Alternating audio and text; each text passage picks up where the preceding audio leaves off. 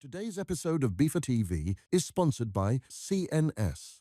Streamline your cross-border operations, consolidate movements, and manage tasks efficiently in one place. Good morning and welcome back to Beaver TV, your daily dose of industry information. Robert Windsor is back in the studio with us today to discuss the common scam known as the mango fraud, the impact this is having on our members and what our members can do to mitigate the risk of being targeted. So firstly, Robert, welcome back. Thank you very much.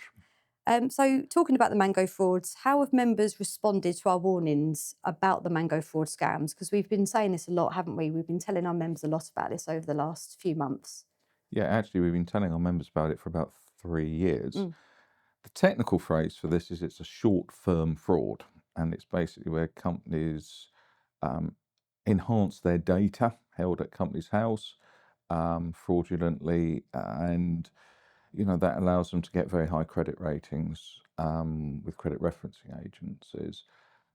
Actually, this year has been quite good in a way, because in the first 2 weeks in July, we had 9 members contact us about a company, and they had suspicious trading patterns and also a suspicious filing of their accounts record, and also they had changed directors and that sort of thing quite recently, which made people concerned.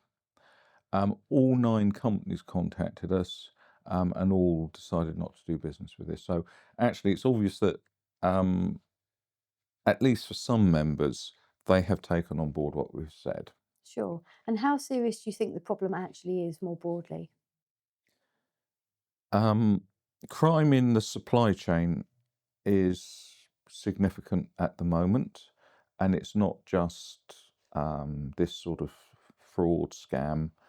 We're seeing crime. That's why we've gone back into helping NAVSIS and that sort of thing. Rumour has it that 3 years ago, this mango fraud cost the European freight forwarding industry about 300 million euros. And we're not seeing that sort of figure now. And the more we keep on about it, I'm hoping it will be able to assist members reduce their exposure to this. But what we have to remember is eventually somebody's going to cotton on, don't ship mangoes. Sure. And because one member said, we have this sign up on our office, and I can't quite use the language it was on the sign, but it says high risk cargo mangoes. It was the only thing on the list. So obviously the message has been getting through. Sure. So what has Beaver been doing to prevent this sort of issue happening? Well, there's 2 things. Obviously, we try to tell members. Yeah. Secondly, we talk to some of the credit referencing entities. And thirdly, this brings us back to Pavel's and our discussion with you, trying to boost the data that's held at company's house. Yeah. The 4th thing, I'm afraid, is what members must do for themselves, and there's no way around this. It's KYC, know your customer. We've been banging on about this for donkey's years. You've got to look very carefully at what records you've been looking at.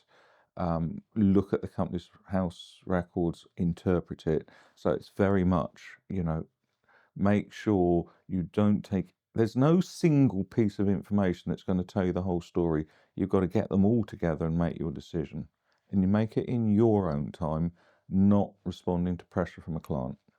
Sure. And there are some points of contact that we can direct our members to, can't we, to report any criminal activity? Yes, there's 3 that we've come across, and I think you're going to be putting the links out. The first thing is report the issue to company's house. There is a website where you can report fraudulent activity or non-compliant activity. The second is the National Crime Agency, the NCA, and the last one would be Crime Stoppers. And, we do encourage people to report, because if you don't report, nobody knows what the scale of the problem is. And until people wake up to the fact that this is a problem, nobody's going to do anything about it. Absolutely. Robert, thank you very much for your update and thank you for joining us this morning. Thank you very much for your time, Natalie. As Robert mentioned, there are a couple of organisations that you can report any suspicious activity to. We'll pop the contact details in the description below. That's all for today's episode of B for TV, your daily dose of industry information. Today's episode of B for TV is sponsored by CNS. Streamline your cross-border operations, consolidate movements, and manage tasks efficiently in one place.